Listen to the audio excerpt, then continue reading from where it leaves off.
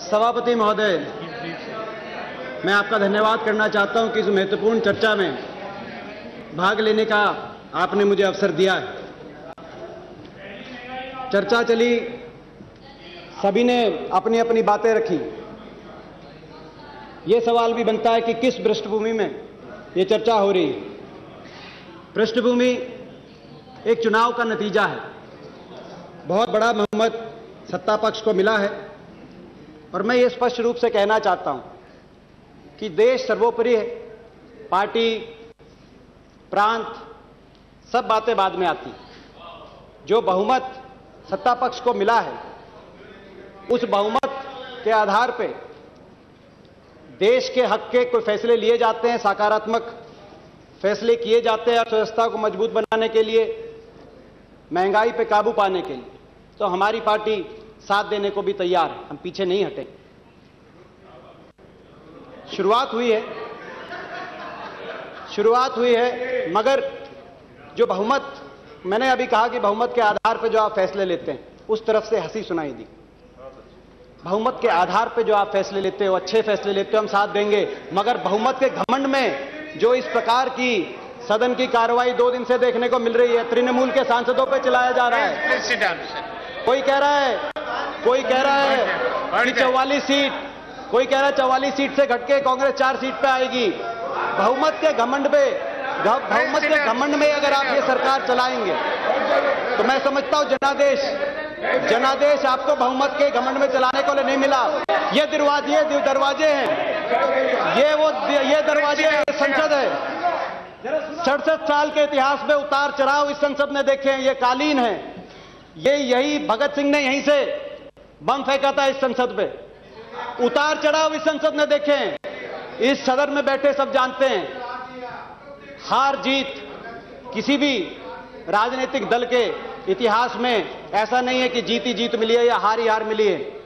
हार में, पराजय में आत्ममंथन होना चाहिए और आपसे ज्यादा हमें चिंता है। मगर जीत में भी संयम होना चाहिए, जीत में विनम्रता होनी चाहिए और जितनी बड़ी जीत हो उतनी ज्यादा बड़ी विनम्रता होनी चाहिए। यह भी आपकी जिम्मेदारी बनती है।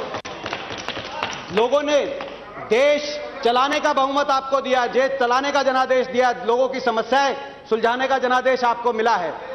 मगर बहुमत के घमंड में दूसरों का मजाक उड़ाने का जनमत आपको नहीं मिला है। महंगाई की बात आई, सही बात है। महंगाई की बात करें, बहुमत मिलने का एक बड़ा कारण महंगाई भी थी। बड़े बड़े नारे चले, अच्छे दिन आने वाले हैं, महंगाई देश को छोड़ के जाने वाली है। ठीक बात, बहुत हुई महंगाई की मार। अब की बात मोदी सरकार, बीजेपी का पहला काम लगेगी महंगाई पे लगाम। बीजेपी का पहला काम लगेगी महंगाई का लगाम। 2 महीने हो गए, क्या स्थिति है? रेल किराया बढ़ाया गया, आदरणीय रेल मंत्री जी बैठे, 15%, 14.2% रेल किराया बढ़ा, डीजल बढ़ा, प्याज बढ़े, आलू, सब्जी, चीनी, दाल, दूध। पहली बार मैंने देखा, शायद इतिहास में पहली बार ऐसा हुआ हो कि पहले ही सत्र में, संसद के पहले ही सत्र में किसी नई सरकार को महंगाई पे चर्चा के लिए, ये क्या कारण है? बीजेपी का पहला काम लगेगी महंगाई पे लगाम। पहले काम की करो छुट्टी, लोगों को पिलाओ महंगाई की घुट्टी। आपने शुरुआत अच्छी नहीं की, संकेत अच्छे नहीं। एक के बाद एक फैसले आ रहे हैं, मगर एक बात की गई कि हां महंगाई बढ़ी है। अनुराग जी ने, हमारे प्रतिभाशाली मित्र अनुराग जी ने अपनी दलील दी, अच्छी बात रखी, उन्होंने अपने पार्टी का दृष्टिकोण रखा। और मैं देख रहा हूं, वो कभी वीके सिंह जी के साथ बैठते हैं, कभी कृष्णपाल जी के साथ अभी बैठे हैं। मैं समझता हूं इस दलील के बाद आपको परमानेंट यहां बिठा दे सरकार तो ज्यादा बढ़िया रहेगा।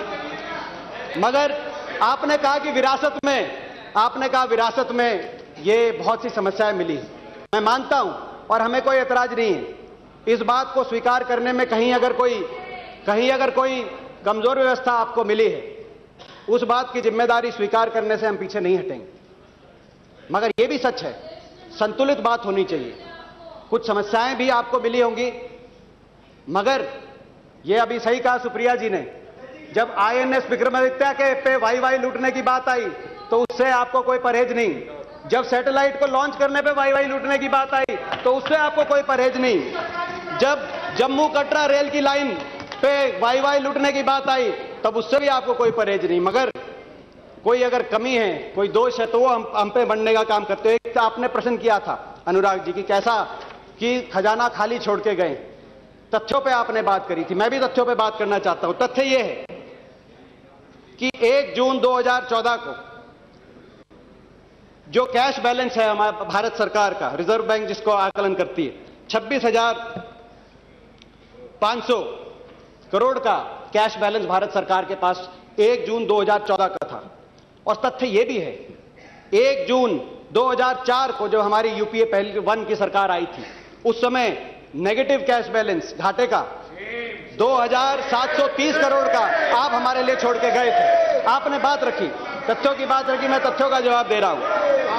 सच यह भी है कि विदेशी मुद्रा भंडार जब आप हमारे लिए छोड़ के गए तो 113 बिलियन यूएस डॉलर था और जो हम आपके लिए छोड़ के गए तो 304 बिलियन यूएस डॉलर का हम भंडार आपके लिए छोड़ के गए। सच ये है बिजली के दाम बढ़ाने की बात आई है, बिजली के दामों के बढ़ाने की बात आज चल रही है इस देश में। सच ये है 2004 के अंदर 1,12,000 मेगावाट बिजली की उत्पादन क्षमता इस देश में थी और 2014 के अंदर 2,34,000 मेगावाट की बिजली की उत्पादन क्षमता, दुगनी। इतने थोड़े समय में दुगनी कभी बिजली की उत्पादन क्षमता नहीं हुई।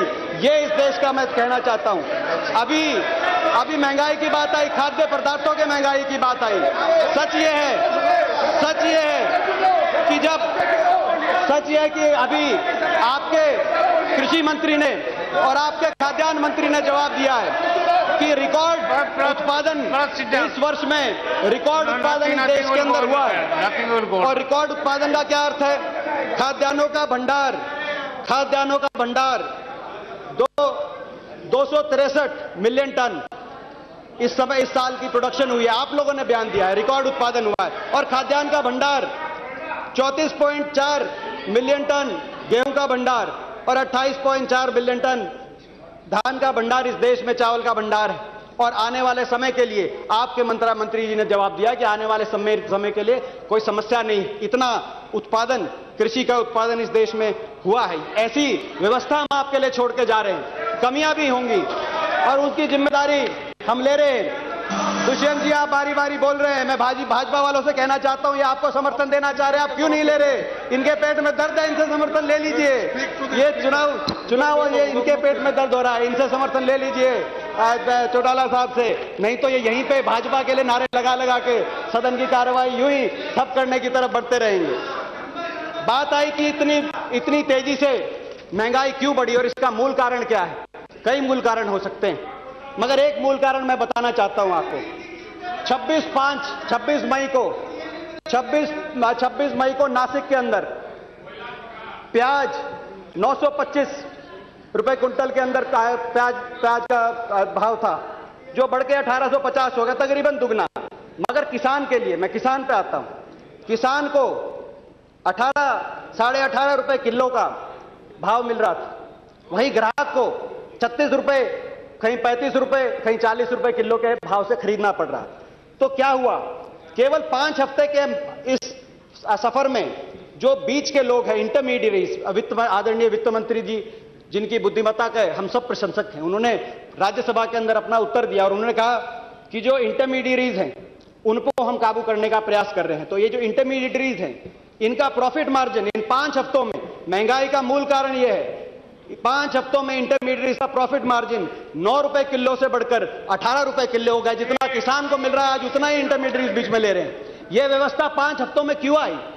ये कौन इंटरमीडिएट है?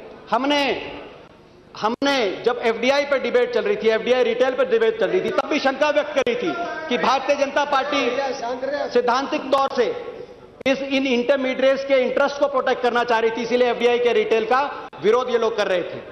आज फिर हम वो बात रखना चाहते हैं। उन इंटरमीडिएट्स जिनको जमाखोर भी कहते हैं, जिनको होल्डर्स भी कहते हैं, ब्लैक मार्केटर्स भी करते हैं, सभी नहीं होते मगर कुछ होते हैं। वित्त मंत्री जी ने कहा कि कुछ जो इंटरमीडिएट्स हैं उन पे जब आप लोगों ने सख्ताई करी तो वो उनके पास पहुंचे, इतनी सख्ताई मत करो, ये भी बताना चाहिए। कौन कौन इंटरमीडिएट्स आप लोगों से टच में हैं, कौन आपको ये आगे बातें बताते हैं। मुझे पता है कि आपने समय का दिया है, छोटी छोटी पार्टी बहुत लंबी लंबी बोल रही, तो मैं उम्मीद करूंगा कि थोड़ा सा समय और मिलेगा। रेल की बात आई,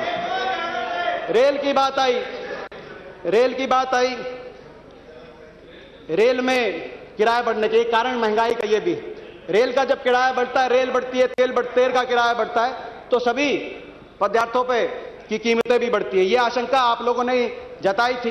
क्या कारण है? जब हम 6% रेल का किराया बढ़ा रहे थे, उस समय मोदी जी ने प्रधानमंत्री जी को खत लिखा था और उसका विरोध किया था। क्या 6% गलत हो सकता है और 14.5% ठीक हो सकता है? मगर अनुराग जी ने कहा कि हमारे समय उस फैसले की शुरुआत हुई। सर, कंक्लूजन की तरफ मैं आ रहा हूं। रेल की बात आई, रेल में मैं एक चीज कहना चाहता हूं, अगर बढ़ाया गया था किराया, रेल मंत्री जी बैठे हैं, उनका हम सम्मान करते हैं, आदर करते हैं, बढ़ाया गया था। अभी सुप्रिया जी ने बताया, मुंबई के सांसद गए, महाराष्ट्र के सांसद, शिवसेना के, भाजपा के, एनसीपी के सांसद गए और आपने मुंबई सबर्बन का 100 किलोमीटर तक का किराया वापस ले लिया। मैं कहना चाहता हूं, मुंबई के 100 किलोमीटर तक का किराया वापस ले लिया तो दिल्ली के 100 किलोमीटर, अगर मुंबई महाराष्ट्र की राजधानी है, दिल्ली तो इस राष्ट्र की राजधानी है, मुंबई का आपने किराया वापस ले लिया, मगर दिल्ली के 100 किलोमीटर का कृष्णपाल जी बैठे हैं, ये भी मन में चाहते हैं कि आप दिल्ली के सबर्बन का भी किराया वापस ले ले। मैं समझता हूं, मगर अब हम समाधान की तरफ, मैं 2-3 सुझाव अपने देके अपना कंक्लूजन करता हूं। मैं कंक्लूड कर रहा हूं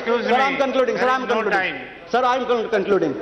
बहुत से सुझाव आए कि इसका नियंत्रण कैसे लगाया जाए। एक वर्किंग ग्रुप बना था सर, एक कार्य समिति बनी थी मुख्यमंत्री जी। No doubt a good speech, but there is no time. Thank you, sir. Thank you for only few suggestions, because Anurag is very good friend of him. So that's why let him give 2 minutes so you will be convinced. अच्छा, चलिए sir, मैं आपकी बात मान लेता हूं, अपने वक्तव्य को समाप्ति की तरफ मैं लेके जाता हूं।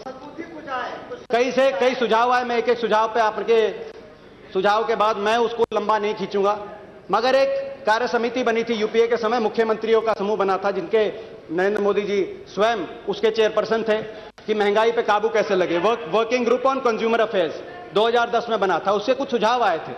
मैं सरकार से निवेदन करना चाहता हूं कि उनके जो सुझाव आए थे उनको लागू करने की तरफ अब सरकार को सोचना चाहिए। कई सुझाव उसमें अच्छे सुझाव थे। उन्होंने बात रखी थी कि एफसीआई के ऑपरेशंस को अनबंडल करना चाहिए। डिस्ट्रीब्यूशन की बात सुप्रिया जी ने कही कि जब अब खाद्यान्न है हमारे पास, भंडार है, तो भंडार किस तरीके से लोगों के बीच में लेके जाए, तो उसको अनबंडल करना चाहिए operations, procurement, storage and distribution का। हम उस सुझाव से सहमत हैं। मैं सरकार से पूछना चाहता हूं, मोदी जी के वो सुझाव कब तक आप लोग लागू करेंगे, हमें बताएं उस ग्रुप के। उसके बाद उन्होंने रखा था कि बैन लगे, प्रतिबंध लगे फ्यूचर कमोडिटीज का। सस्पेंशन जरूर हुआ है, मगर बैन की तरफ क्या है सरकार जाएगी, उनके उन सुझाव के आधार पे ये भी सरकार बताने का काम करे। तीसरा उनका सुझाव था कि increase competition by promoting retailing by private organised and cooperative sector. तो यानी कि तकरीबन जो एफडीआई की हमारी बात थी कि एफडीआई को रिटेल के अंदर इजाजत दी जाए, वही उसी तरीके का सुझाव मोदी जी के उस समूह ने भी रखा था, वो कार्य समिति ने। तो क्या जिस एफडीआई के आप इतने विरोध में थे, ऑर्गेनाइज्ड प्राइवेट सेक्टर को रिटेल के अंदर आप आने से रोकना चाहते थे, मोदी जी के उस सुझाव के आधार पर क्या अपना स्टैंड बदल के वो भी अब हमारी बात आप मानेंगे, इस बात पर भी आप प्रकाश डालें। मुझे लगता है कि अच्छा सुझाव है, उसमें किसान और ग्राहक के बीच में फासला कम होता है, जो हमारी पार्टी की विचारधारा है। और इंटरमीडिएट्स, जो जिन लोगों को आप लोगों ने एटीएम का दर्जा दिया था एफडीआई के डिबेट में, वो उसकी तरह होती है। अनुराग जी ने भी सुझाव रखे हैं, उन्होंने कहा है कि भाई प्रोसेसिंग, मैं उनकी बात से स्वीकार करता हूं। स्टेट्स की बात आपने करी कि प्रदेशों को भी जिम्मेदारी से पीछे नहीं हटना चाहिए। मैं पूछना चाहता हूं, क्या कारण है कि वही डीजल है, कांडला के उसी पोर्ट पे डीजल उतरता है, मगर जब हरियाणा के अंदर वो डीजल का भाव होता है तो 56 रुपए 15 पैसे होता है, और गुजरात के अंदर 64 रुपए और 50 पैसे उस डीजल का भाव होता है। तो क्या भारतीय जनता पार्टी की राज्य की सरकारों के अंदर भी डीजल पे जो वैट और टैक्स लगाने का काम भारतीय जनता पार्टी की जो सरकारें करती, क्या उनको भी कम करने का काम करेंगे? आप भी अपनी जिम्मेदारी संभालने का काम करेंगे? इसी प्रकार से सर कंक्लूड कर देता हूं। सर, आपने बहुत सी कई बार आपने तो बहुत, चलिए सर, आपकी सर पूरी मदद करते हुए, आपका आदर करते हुए मैं अपनी बात समाप्त करता हूं। मैं तो यही कहना चाहता हूं कि सरकार अच्छे फैसले ले। हम सरकार के साथ हैं और जो भी सकारात्मक कदम वित्त मंत्री जी बजट के माध्यम से रखेंगे उनका हम स्वागत करेंगे। जो वायदे इन लोगों ने किए हैं देश के लोगों को, उन वायदों पे पूरा उतरे, ऐसी हमारी शुभकामनाएं अभी सत्ता पक्ष के साथ।